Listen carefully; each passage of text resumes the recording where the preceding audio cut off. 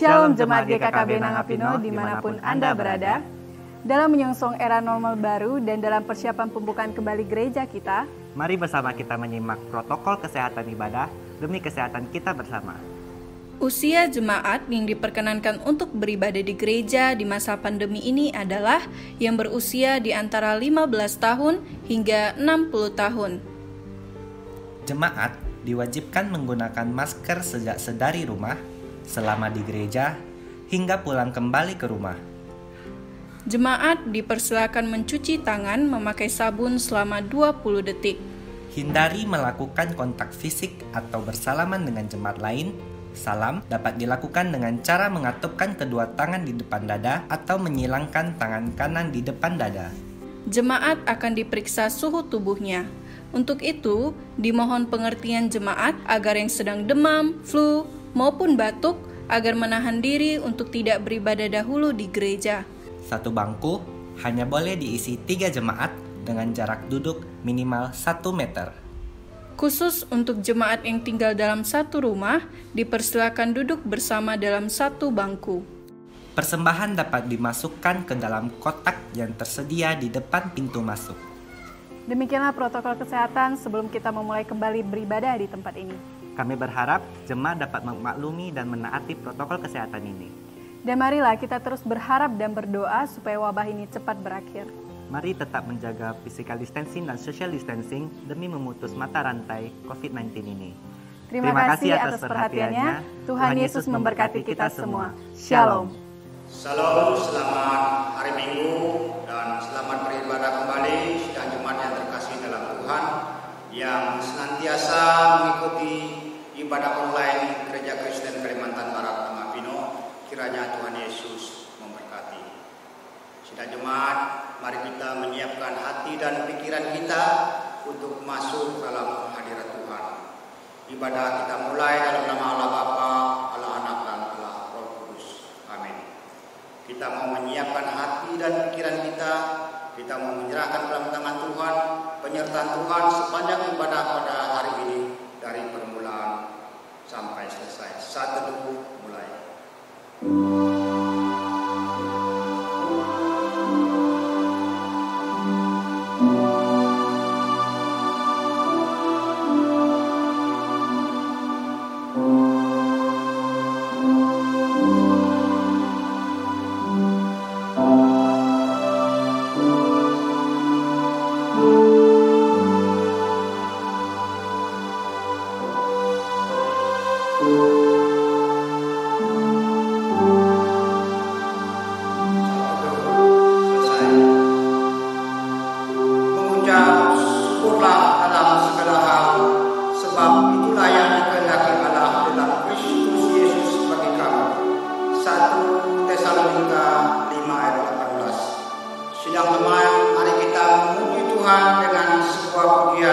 Betapa aku bersyukur.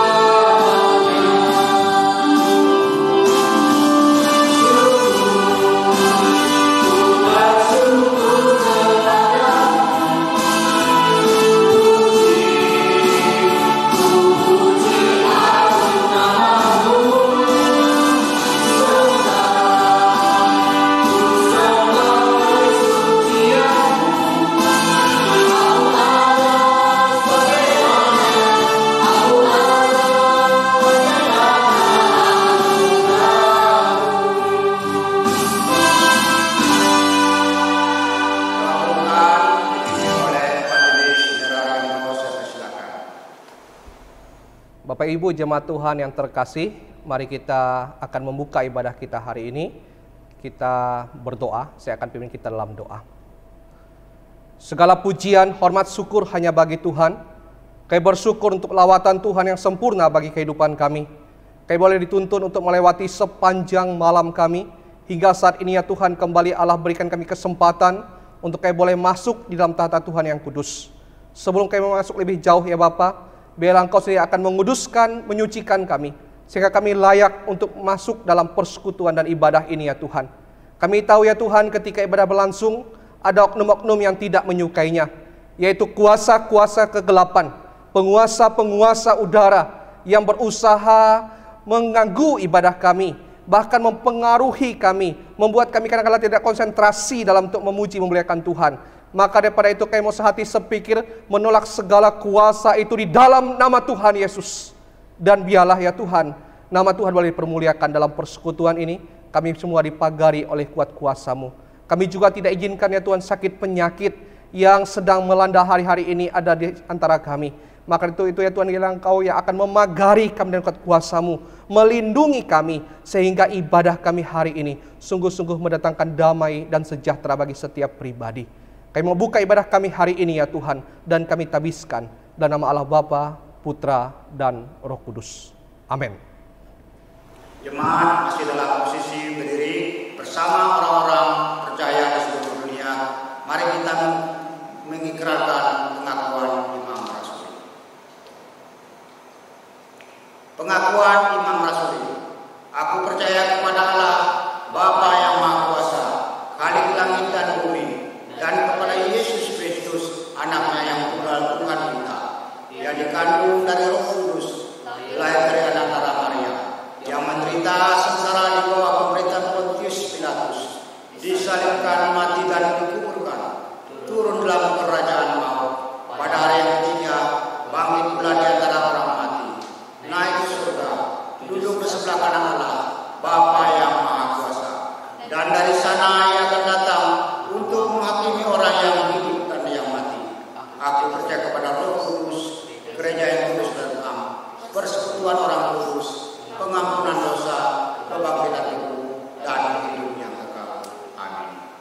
使徒信经，我信上帝全能的父，创造天地的主。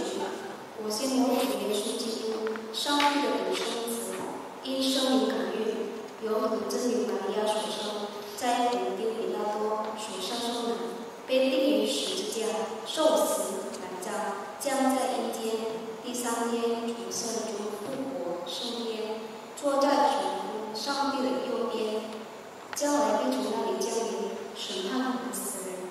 我信圣灵，我信圣老公的教会，我信圣徒相通，我信主的圣灵，我信身体复活，我信永生。 Sidang jemaat dipersilakan duduk kembali. Sidang jemaat, kita akan memasuki pemberitaan firman Tuhan. Sebelumnya kita akan memuji Tuhan kembali dengan sebuah pujian KPPK nomor 84, Batu Zaman yang Teguh.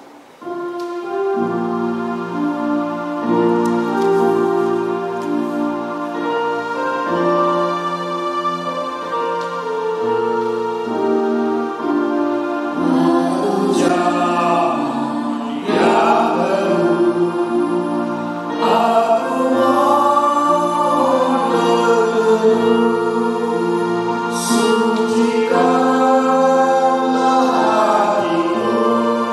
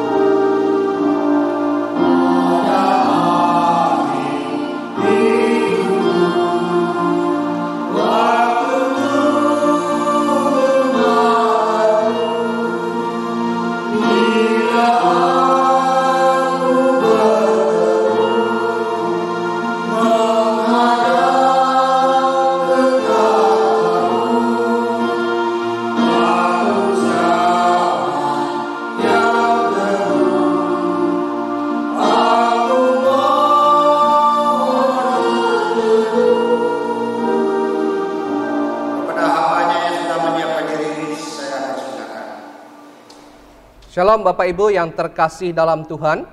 Senang sekali rasanya hari ini saya bisa menyapa Bapak Ibu. Perdana bagi saya untuk membawakan firman Tuhan di hadapan Bapak Ibu melalui ibadah online. Dan besar harapan saya, kita semua yang ada di rumah hari ini boleh beribadah dengan khusyuk, menghadap tata Tuhan dengan sungguh-sungguh, mengarahkan hati dan pikiran kita kepada Tuhan.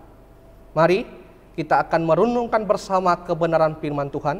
Sebelumnya saya akan pimpin kita di dalam doa. Kita berdoa.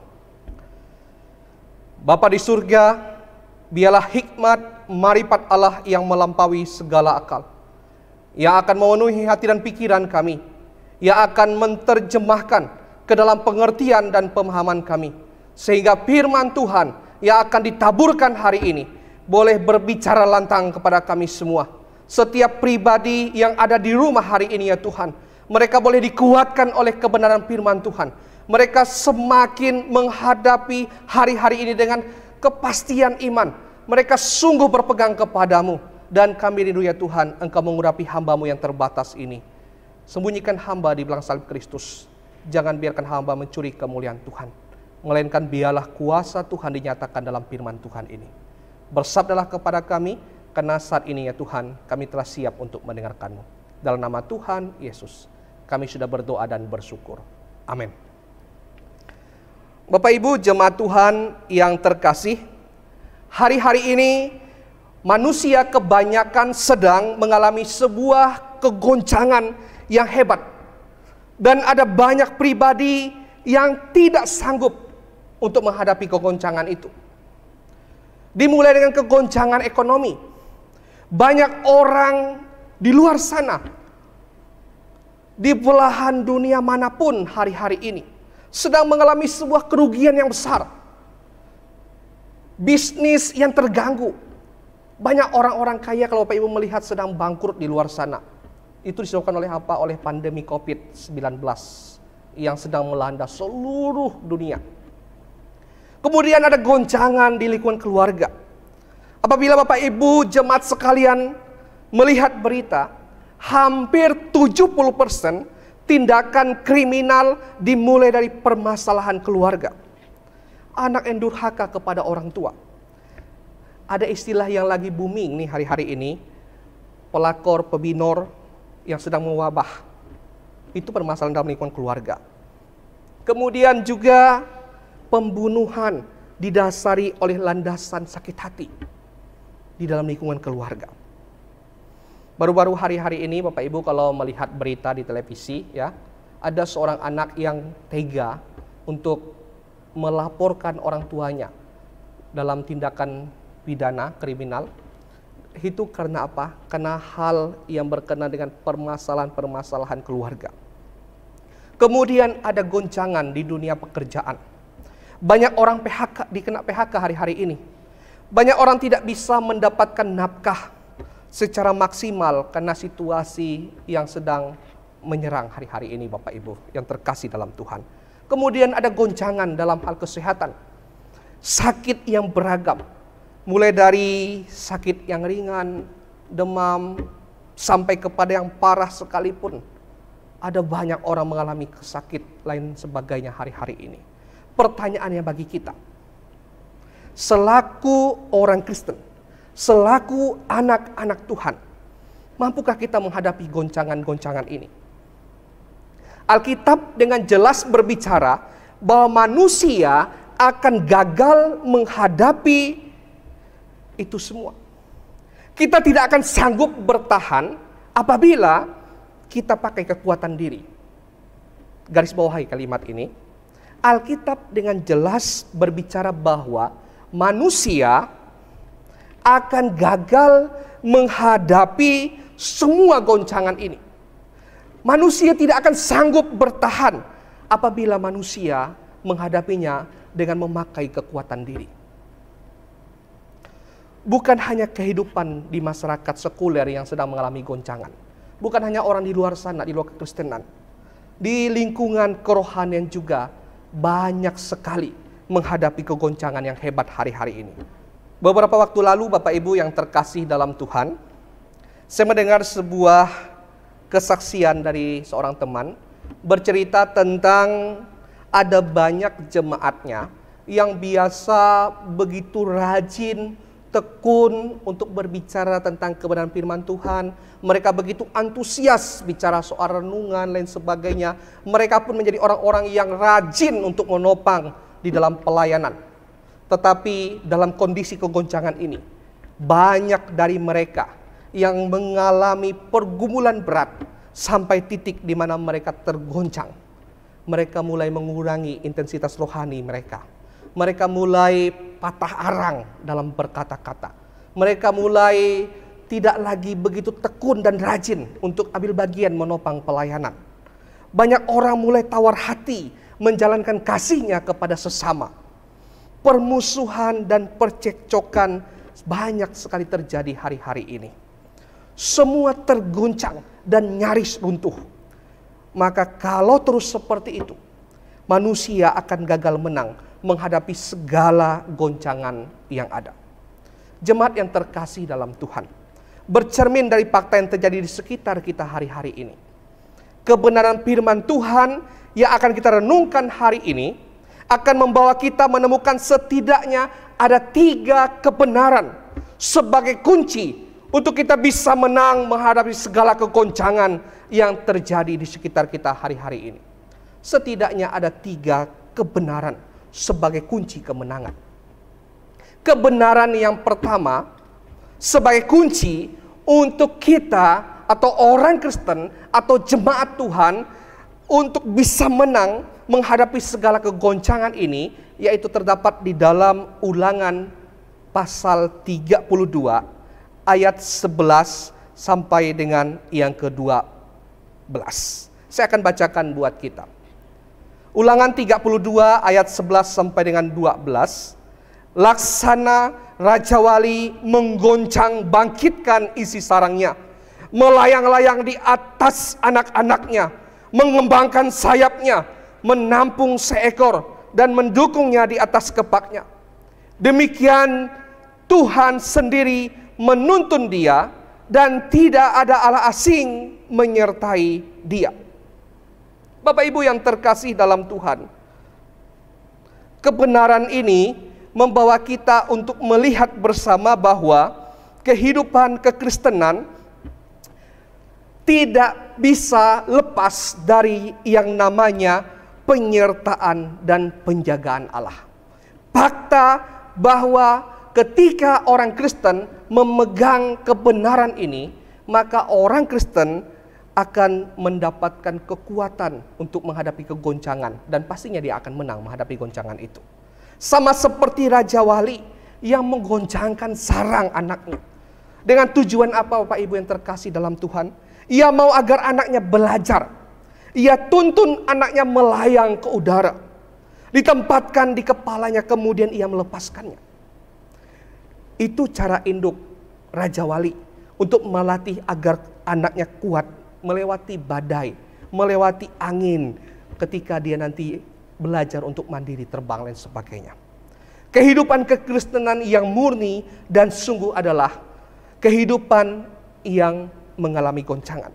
Sama halnya dengan peristiwa anak burung Raja Wali. Demikian kadangkala Allah memperlakukan kita anak-anak kesayangannya. Ketika kegoncangan melanda kehidupan kita, kadangkala Allah membawa kita terbang tinggi, mengarungi kesulitan dan tantangan kehidupan kita. Allah menggoncang kehidupan kita agar apa? Agar kita terus belajar untuk ditempa. Dan kita tetap setia. Karena kita tahu Ia setia menuntun kita. Tangannya akan menyapu semua rintangan.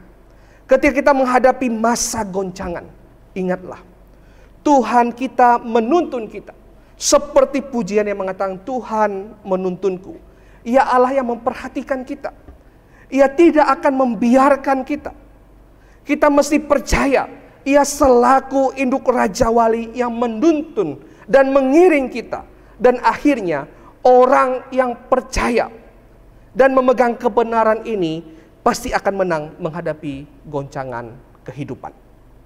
Celakanya hari-hari ini Bapak Ibu yang terkasih di dalam Tuhan, banyak ditemukan orang-orang bukannya percaya dan mencari Tuhan, ketika menghadapi goncangan.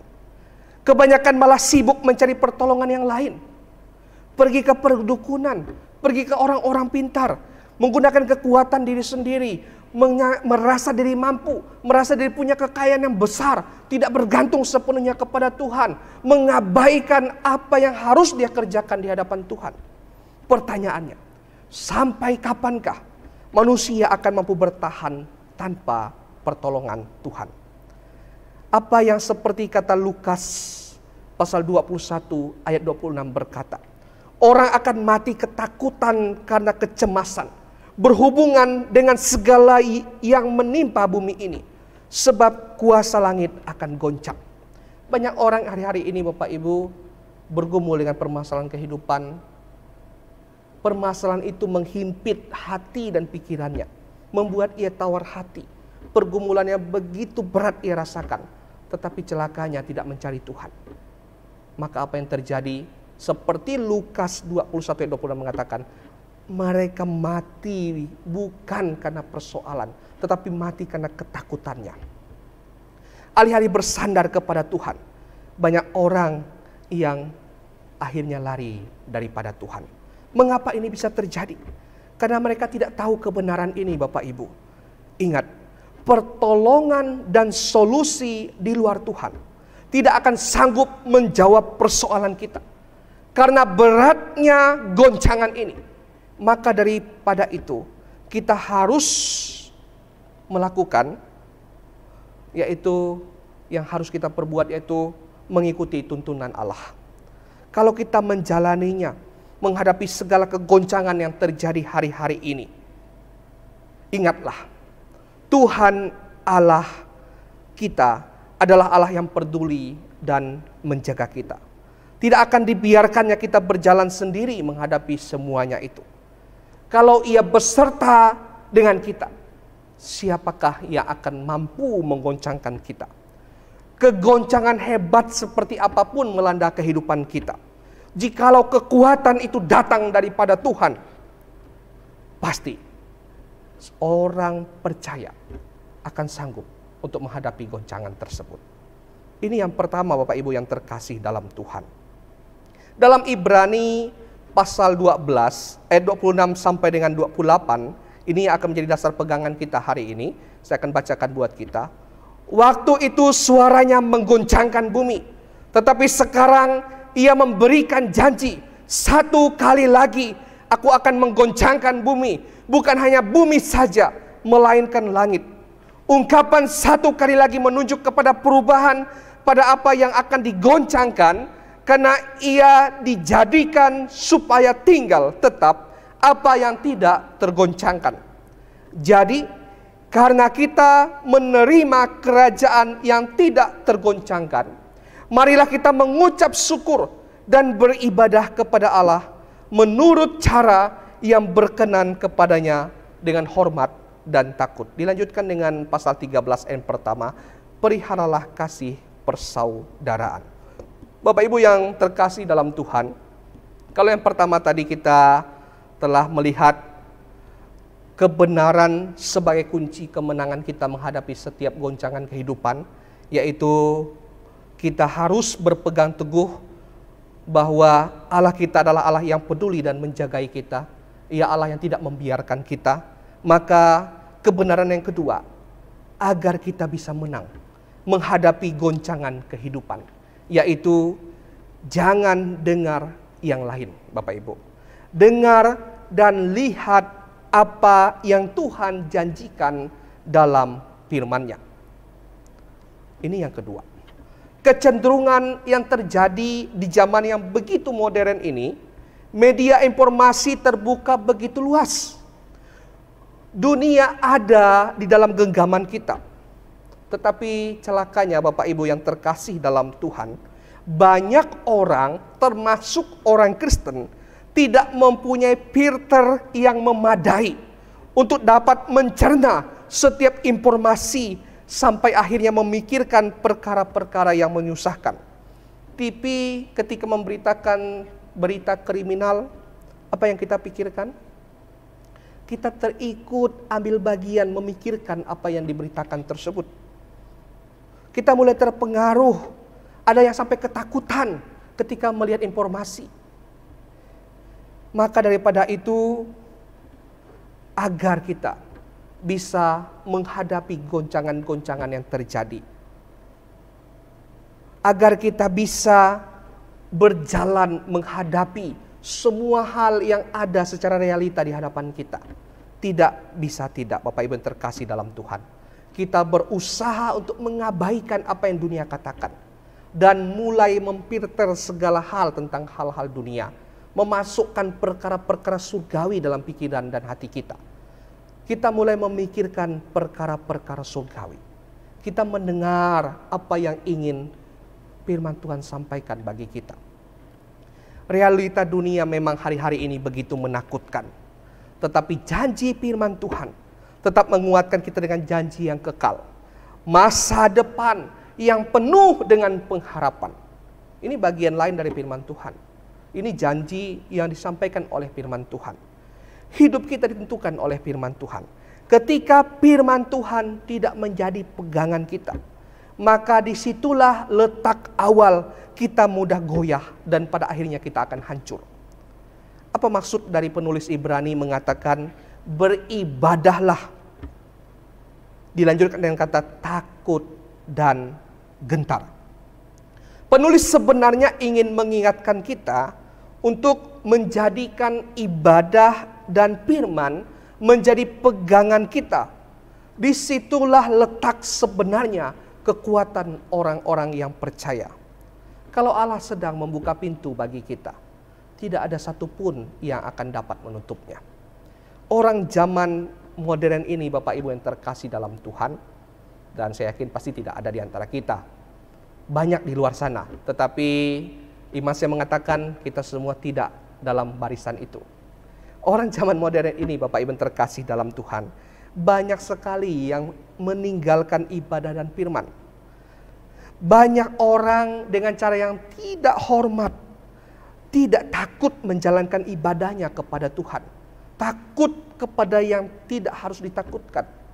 Mereka menjadi orang yang mengabaikan, meremehkan persekutuan. Kalau kita melihat sejarah mundur ke belakang sejenak, zaman dulu, Bapak Ibu yang terkasih dalam Tuhan, kalau ada sebuah persekutuan rohani diadakan, orang-orang akan berduyun-duyun akan datang. Orang-orang antusias untuk mengikuti ibadah. Tidak peduli seberapa jauh jaraknya, tetap akan ditempuh. Zaman Yesus sampai kepada zaman para rasul, orang-orang dengan setia mengikuti pengajaran mereka. Kemana mereka pergi, selalu banyak pengikut yang datang. Ketika sedang mengajar, semua antusias untuk mendengar, walaupun berjam-jam lamanya. Kalau Bapak Ibu jemaat Tuhan membaca sebuah kisah ya, ketika Petrus sedang mengajar di sana, kemudian ada seorang pemuda, Eutikus, sedang duduk di pinggir jendela di lantai atas sebuah bangunan tempat mereka beribadah. Karena begitu lamanya pengajaran dan ibadah, mulai dari sore sampai menuju dini hari, ia sampai ngantuk. Kemudian jatuh dari jendela rumah, meninggal di sana. Tetapi puji Tuhan, ia bisa dibangunkan. Nah, ini salah satu contoh tentang sebuah antusias yang besar. Bayangkan, durasi yang begitu panjang pengajaran para rasul.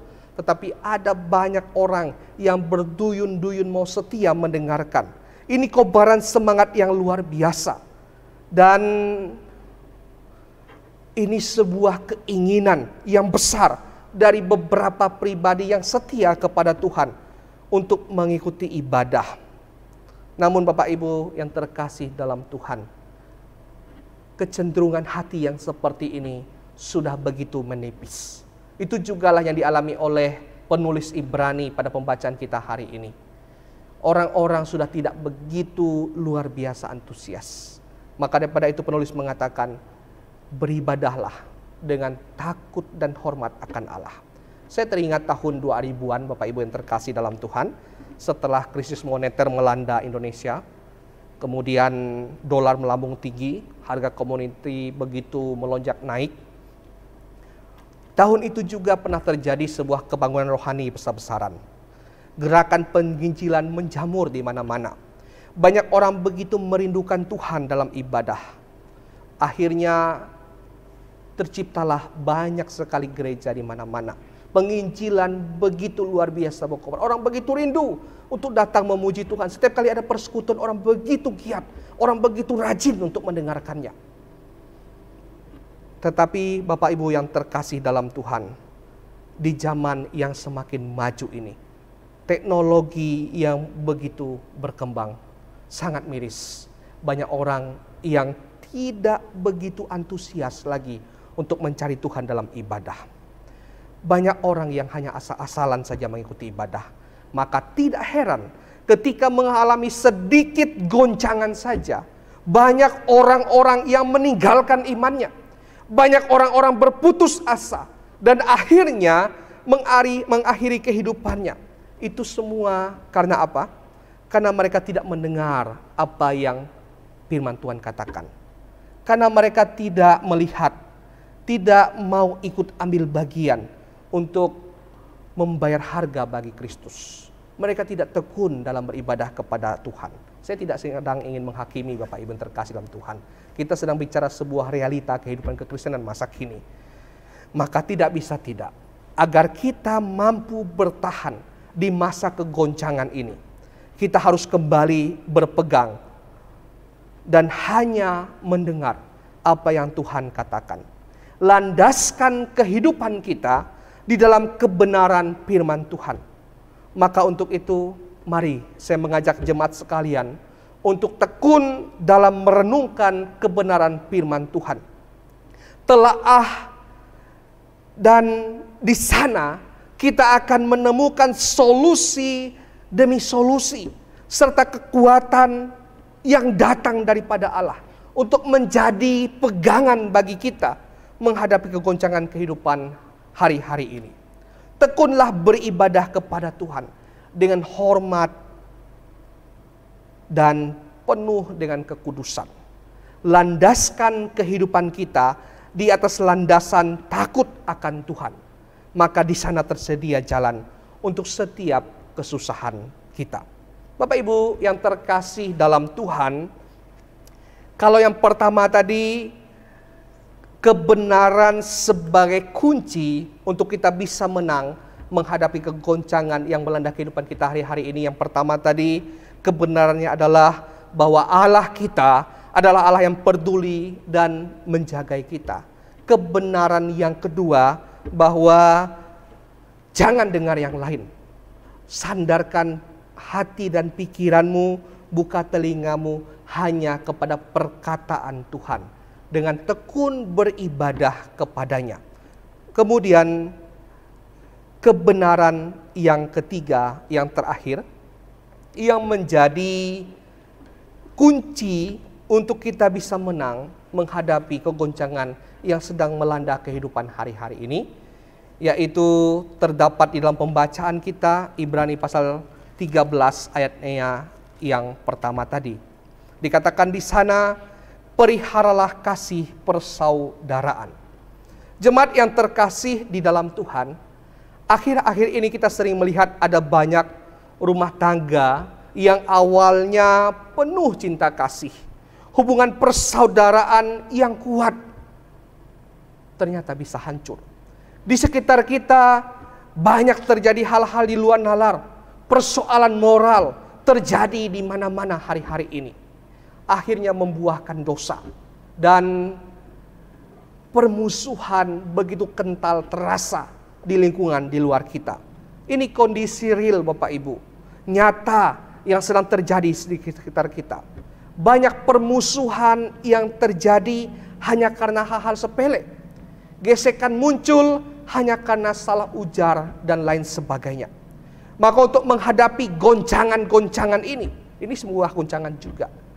Maka daripada itu, untuk menghadapi goncangan-goncangan tersebut, penulis Ibrani mengatakan kepada kita hari ini, hiduplah dalam kasih dan persaudaraan. Itu kunci yang ketiga. Hiduplah di dalam kasih persaudaraan.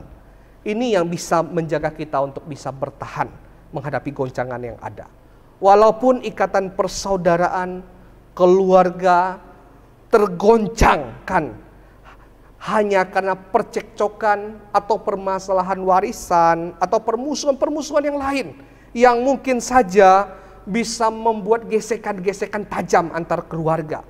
Tetapi apabila kehidupan keluarga Kristen, kehidupan orang Kristen diikat atas dasar kasih persaudaraan, maka saya yakin dengan iman tidak akan ada yang dapat menghancurkan kita.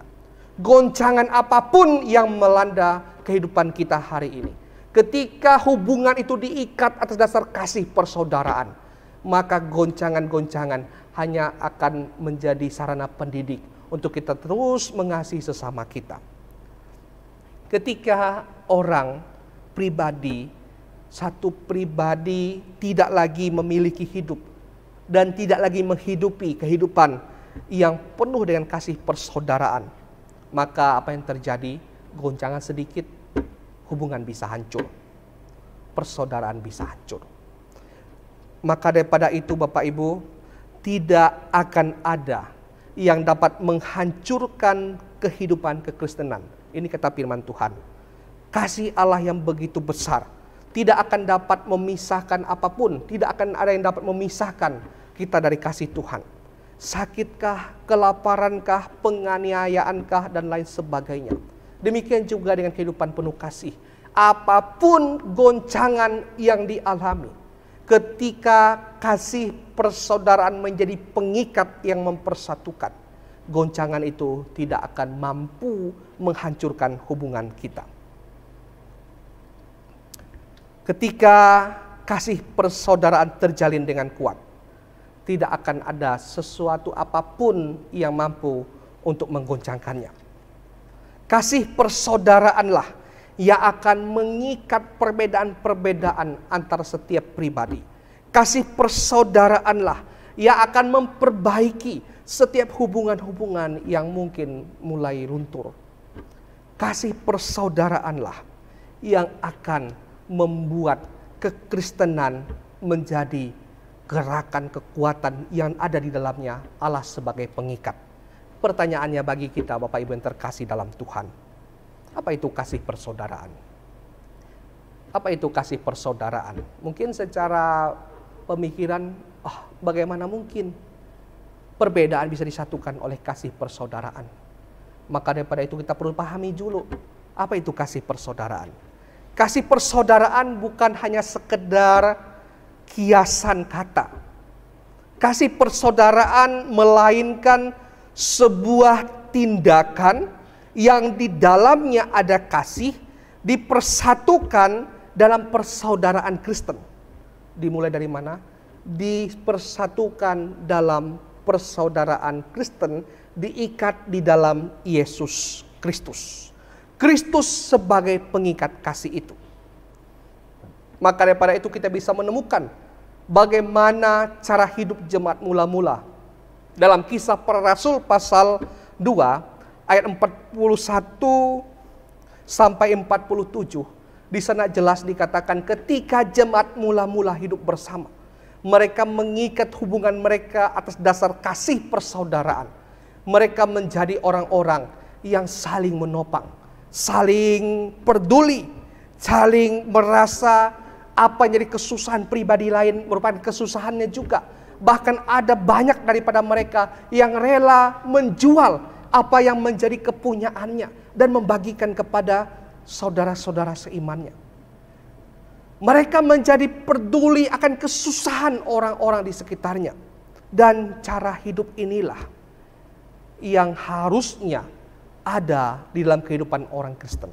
Dan kehidupan ini tidak akan bisa tercipta kalau tidak diikat di atas dasar kasih persaudaraan. Kasih di dalam Tuhan kita Yesus Kristus.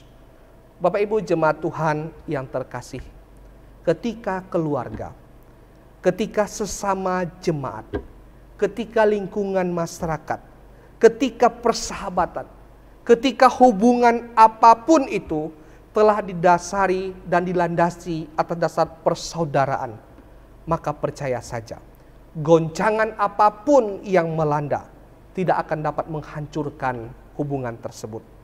Mari kita akan saling menopang, saling menasehati, saling menguatkan, sehingga kita bisa menang menghadapi segala goncangan yang terjadi. Maka daripada itu Bapak Ibu yang terkasih dalam Tuhan, biarlah 3 kebenaran ini dapat menjadi kekuatan kita di dalam menghadapi kondisi dunia yang mengkhawatirkan ini. Di dalam menghadapi situasi yang menghimpit kita hari-hari ini. Di dalam menghadapi kondisi yang berubah-ubah hari-hari ini. Biarlah 3 kebenaran yang tadi sudah saya sampaikan dapat menjadi kunci untuk kita bisa menang menghadapi segala kegoncangan yang terjadi. Dan saya rindu kita semua biarlah terus bersandar, terus kuat dalam Tuhan, terus berserah kepadanya. Percaya saja di dalam Tuhan ada masa depan yang penuh dengan pengharapan. Situasi apapun yang kau hadapi hari ini, jangan pernah ragu, percaya kepada Tuhan. Ia Allah yang peduli akan kesusahanmu. Ia Allah yang memperhatikanmu. Bagaimanapun kehidupanmu hari-hari ini, jangan pernah kau tinggalkan ibadah dan persekutuan. Carilah Dia dengan penuh kehormatan, dengan penuh kekudusan. Hiduplah dengan penuh kasih persaudaraan dengan sesamamu, dengan orang sekitarmu. Maka Tuhan yang akan menjadi sumber kekuatanmu menghadapi segala kegoncangan yang terjadi hari-hari ini. Tuhan Yesus memberkati. Kita berdoa. Bapa Surgawi, kami bersyukur buat firman Tuhan saat ini. Hamba sudah berhenti berbicara ya Tuhan tentang kebenaran-Mu saat ini berkenaan dengan kegoncangan-kegoncangan yang sedang melanda dunia. Ada banyak pergumulan-pergumulan disebabkan oleh kesusahan-kesusahan di sekitar kami. Bahkan ya Tuhan, kegoncangan ini membuat banyak orang jatuh di dalam pelanggaran dan dosa. Banyak orang meninggalkan Tuhan karena mereka putus asa, tidak mempunyai kekuatan untuk menghadapi ini semua. Maka daripada itu kami bersyukur saat ini ya Tuhan, firman Tuhan telah berbicara kepada kami. Untuk kami bisa memegang 3 kebenaran penting dalam menghadapi kegoncangan. Yaitu kami harus terus percaya bahwa Allah kami adalah Allah yang peduli dan memperhatikan kami. Kami harus terus tekun dalam mencari Engkau dalam ibadah dan persekutuan dengan penuh kehormatan, menghormati Tuhan dan setia. Kami harus terus mengikat hubungan kami dengan kasih persaudaraan. Karena dengan kasihlah kami akan bisa menghadapi tantangan, saling menguatkan, saling menopang dikala kami menghadapi pergumulan.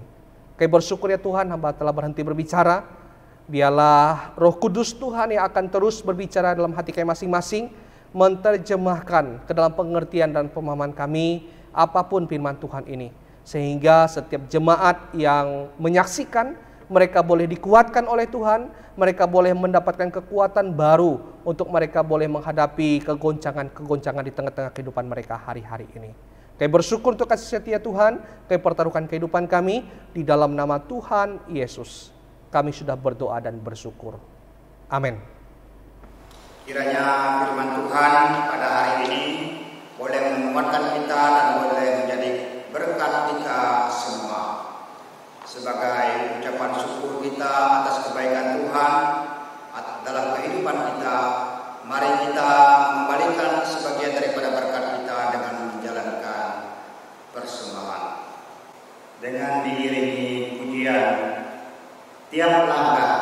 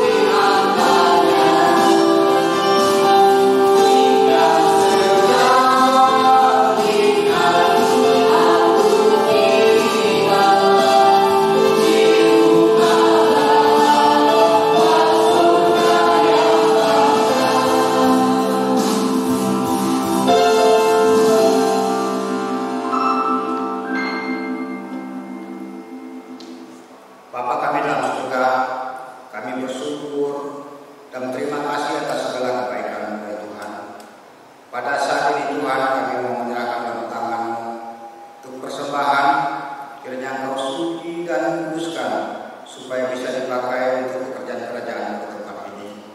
Berkati untuk para majelis yang mengelolanya ya Tuhan. Berkati juga untuk jemaat kami ya Tuhan.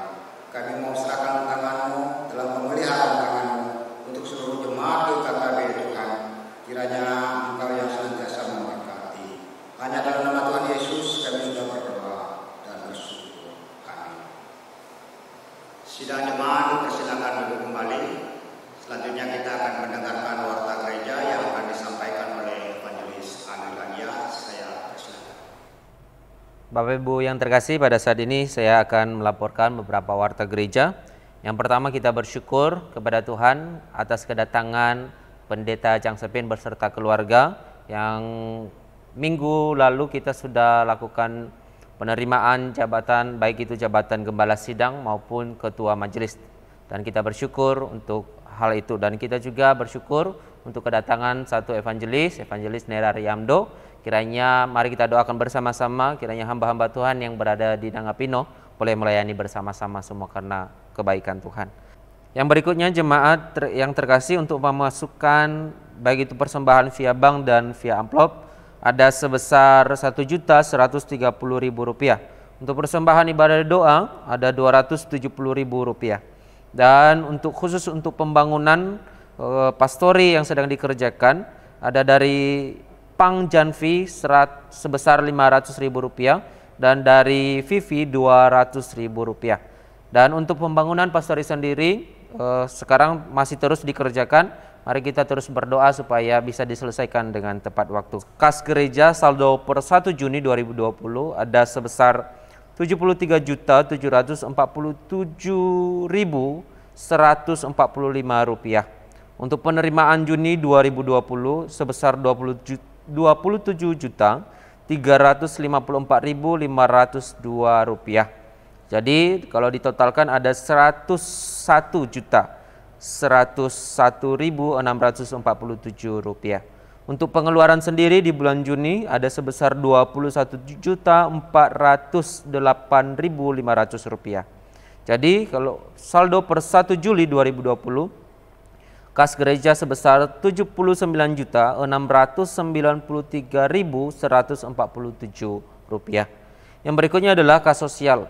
Untuk kas sosial saldo per 1 Juni ada sebesar Rp41.263.000. Untuk penerimaan bulan Juni sendiri sebesar Rp50.000. Jadi totalnya ada Rp41.313.000. Untuk pengeluaran di bulan Juni ada sebesar Rp800.000.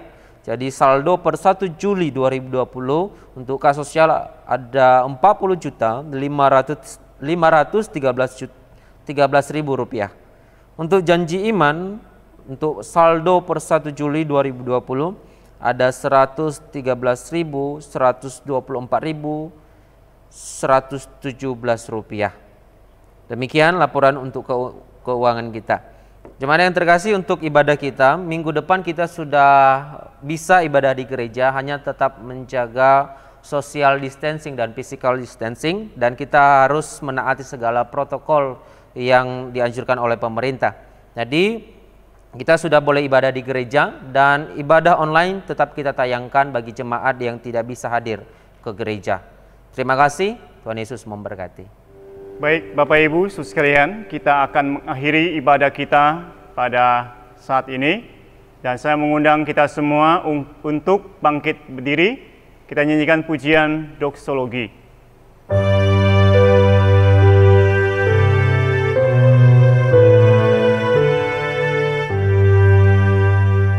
Puji Allah Bapa Putra, puji Allah Roh Kudus,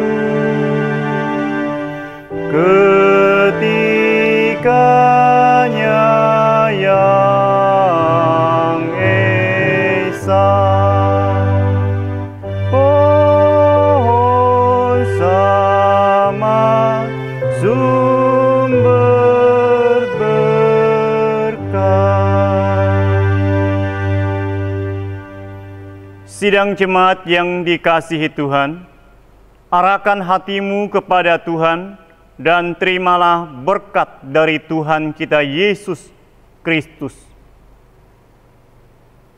Tuhan memberkati engkau dan melindungi engkau. Tuhan menyinari engkau dengan wajah-Nya dan memberi engkau kasih karunia. Tuhan menghadapkan wajah-Nya kepadamu dan memberi engkau damai sejahtera. Amin.